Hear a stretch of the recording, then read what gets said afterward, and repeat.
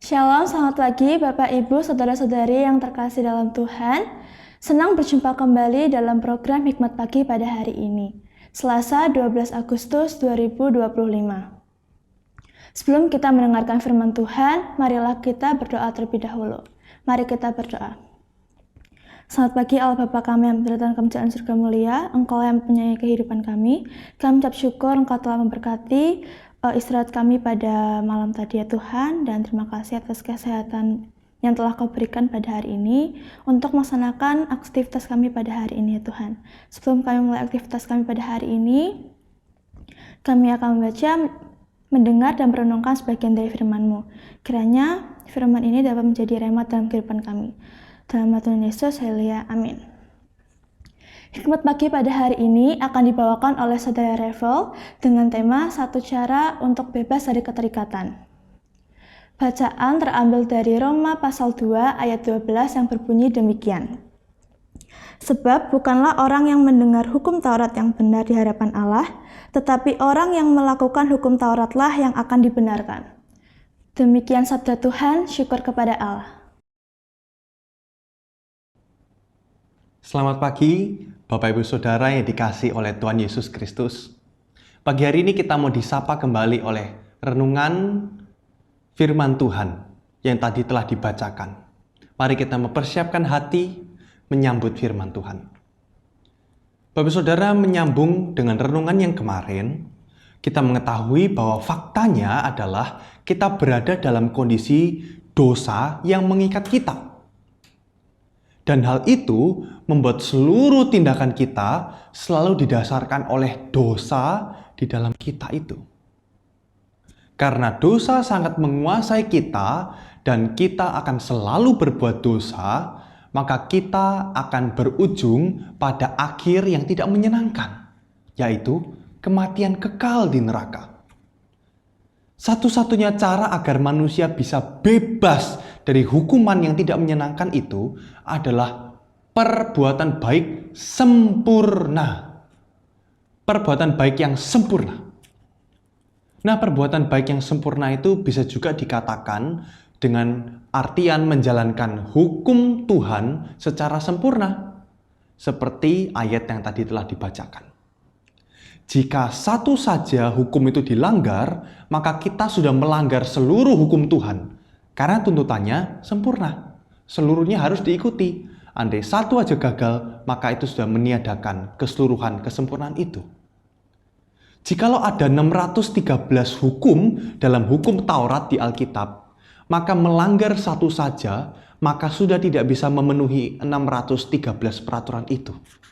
Dan karena itu, manusia sudah sepatutnya mendapatkan konsekuensi yang fatal atas dosanya, tidak mampu memenuhi 613 tuntutan itu. Nah, tetapi mari kita coba andaikan suatu bayang-bayang imajinasi. Andai kata ada manusia yang mampu menuruti 613 tuntutan itu, manusia itu pun akan kedapatan berdosa. Karena secara lahiriah atau secara perbuatan luar tentu dapat mencapai perintah itu.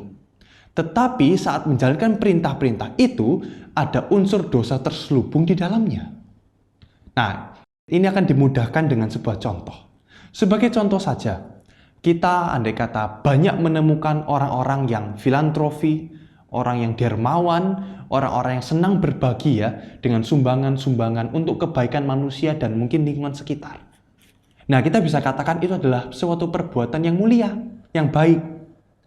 Tetapi andai kata kita benar-benar menyelidiki hatinya, tentu akan kedapatan dosa. Sebab tidak mungkin ada di dalam sebuah perbuatan baik, dia bisa benar-benar dengan hati karena mengasihi manusia lain dan mengasihi Tuhannya. Sebaliknya, di dalam perbuatan baiknya itu, pasti ada perasaan di belakangnya, ingin dihargai, ingin dikenang, ingin dipuji, ingin dilihat baik, atau setidaknya ingin orang lain tahu bahwa saya loh yang memberi itu.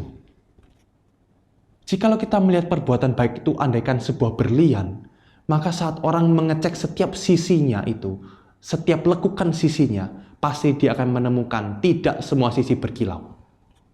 Itulah yang dikatakan dalam Pengkhotbah 7 ayat 20. Sesungguhnya di bumi tidak ada orang saleh yang berbuat baik dan tidak pernah berbuat dosa. Demikianlah Tuhan memandang kepada manusia dan menunjukkan faktanya bahwa manusia pun meskipun bisa buat baik, tetap tidak pernah murni 100% baik karena ada noda di belakangnya, yaitu dosa dalam bentuk motivasi-motivasi, motif-motif terselubung di dalamnya.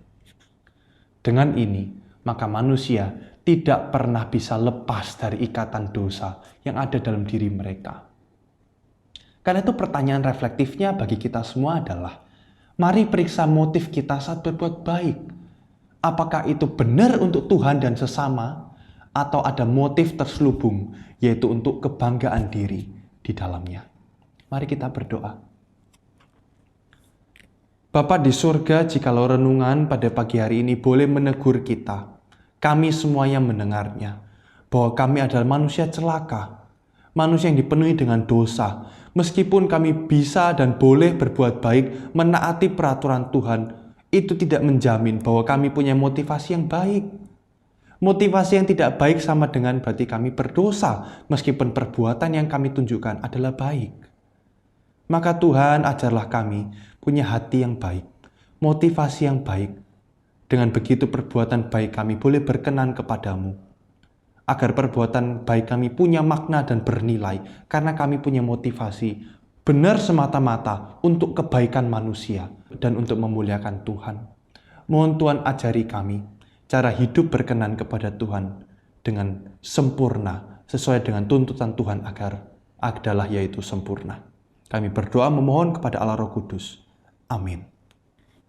Bapak Saudara, mari kita menjalani pagi hari ini dengan refleksi terhadap diri sendiri. Refleksi, apakah kita berbuat baik untuk kepentingan diri atau murni untuk orang lain dan memuliakan Tuhan. Mari menjalani aktivitas dengan sebuah refleksi demikian, agar perbuatan kita pun bisa berkenan kepada Allah. Amin.